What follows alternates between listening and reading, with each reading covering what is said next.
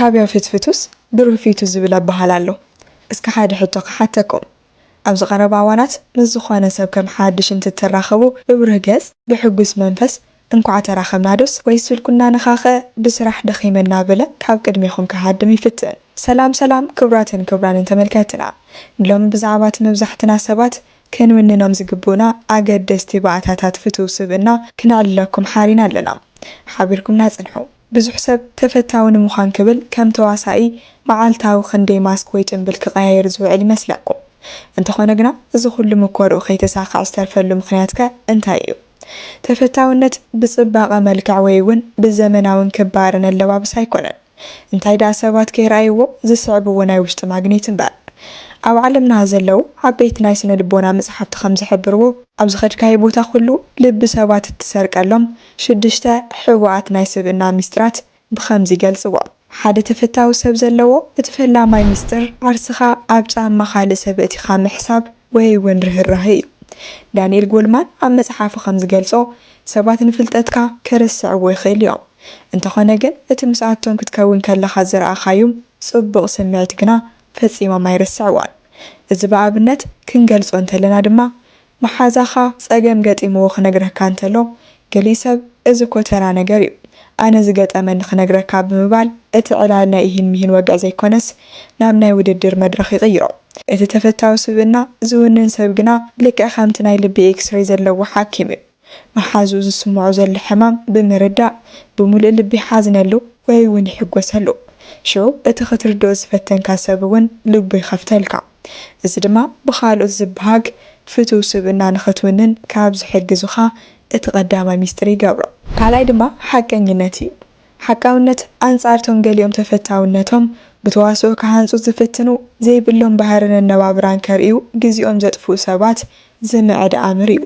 ዋላ እኳ ብግዚያውነት ዓርስኻ ሓቢኻ ቁንጣሮ ተፈታውነት ንውሱን ግዜያት ዝረኸብካ እንተመሰለካ እቲ ኣብ ዝተፈላለየ ግዜን ቦታን ዝተፈላለየ መልክዕ ዝሕዝናትካ ዘይቀዋሚ ባህሪ ግና ሓደ መዓልቲ ካብቲ ጭንብል ኣምሊጡ ኣብ ትዕዝብቲ ከየውደቐካ ይተርፍን። ብሉጻት ሰባት ፍጹማት ንምምላስ ዘይኮንዎ ክኾነ ይገዓሩን። እኳ ዳስ ጌጋ ክሰርሑ እንተለው ብትሕትና ተጋጊ ምባልን ዘይፈልጥዎ ነገር እንክሕተቱ እውን ኣይፈልጦን ካብ ምባል ንድሕሪተ ይብሉን። ኣብዚ መብዛሕትና ክንርድኦ ዘለና ነገር እንተሃለወ ሰባት ንናይ ሓሶት ፍጹምነትካ እንተይኮነስ ነቲ ናይ ሓቂ ትሕትናኻን ጎደለኻ ምእማንን እዮም ዝፈትዎ። እዚ ድማ ንስኻ ዓርስኻ ብምዃን ጥራሕ እትረኽቦ ጸጋ እዩ።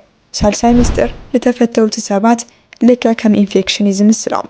ከም ናይ ተስፋን ፍሽኽታን ኢንፌክሽናት ከምቶም እኳ ኣብ ዝኣተውዎ ጸልማት ክፍሊ ኩሉ ናይ ተስፋ ጩራ ዘምጽኡ።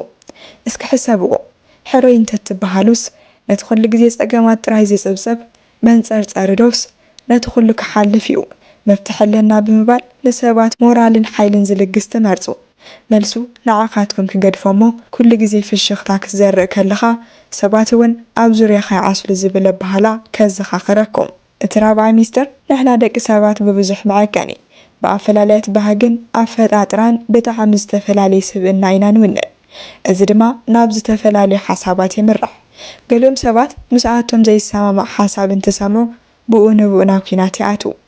እንተቶም ተፈታዊ ስብዕና ዝውንኑ ስልጡናት ሰባት ግና ናይ ካልኦት ፖለቲካዊ ሃይማኖታዊ ኾነ ባህላዊ ረኣያ ብዘይምንኣኣስ ብብሱል መንገዲ ሓሳባትን ይንጸባርቑን ይገልጹን። ንሰባት ድማ ብሰብኣውነቱ ጥራይ የኽብሩ።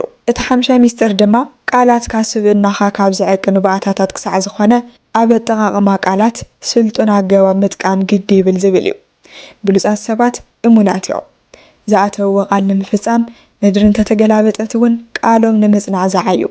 ሚስጥር ምዕቃብን ቃልካ ምትግባርን ዝብሉ ኣምራት ተወሃሂዶም ድማ መርሆም ብምንጻር እምነት ይሃንጹ። እሙንን ተኣማንን ምዃን ድማ ናይ ፍቱው ስብዕና ማሕተም እዩ። ሻድሻይ ሚስጥር ምስ ሰባት ክትነብር ከለኻ ግጭት ክፍጠር ባህርያዊ ምዃኑ ምርዳእ እዩ። እንተኾነ እቲ ፍልልይ ዝመጽእ ግና እቶም ተፈተውቲ ሰባት ነቲ ግጭት ብኸመይ ይፈትሕዎ ብዝብል እዩ። ሓዊ ብሓወይ ይጠፍእ እኳ ዳስ ሓዊ ብማይ እዩ ኢዱ ዝህብ። ጎንፅን ክፍጠር ለባማትና ምስሓብን ጸርፍነ ይንድሩን እዮም። እንታይ ዳ ነቲ ሰብ ዘይኮነስ ነቲ ጸገም ፈልዮም ብምሙጋት ንኽረትዑ ይፍትን እምበር። የቕሬታ ምባል እውን ከም ናይ ድኽመት ምልክት እንተይኮነስ ከም ሓደ ናይ ዓብይ ልቢ መግለፂ ገይሮም እዮም ዝርድእዎ። ክቡራትን ክቡራንን ተኸታተልትና ተፈታዊ ስብዕና ንክህልወና ክንውንኖም ብዛዕባ ዝግቡእና 6 ነገራት ተመልኪትና ዘሰናዳናዮ መደብ ነዚ ይመስል ነይሩ። ትሕዝቶና እንተደኣ ፈቲኹሞ ላይክ ሼር ምግባር ኣይትረስዑ ንብል። ሰናይ ቅንያት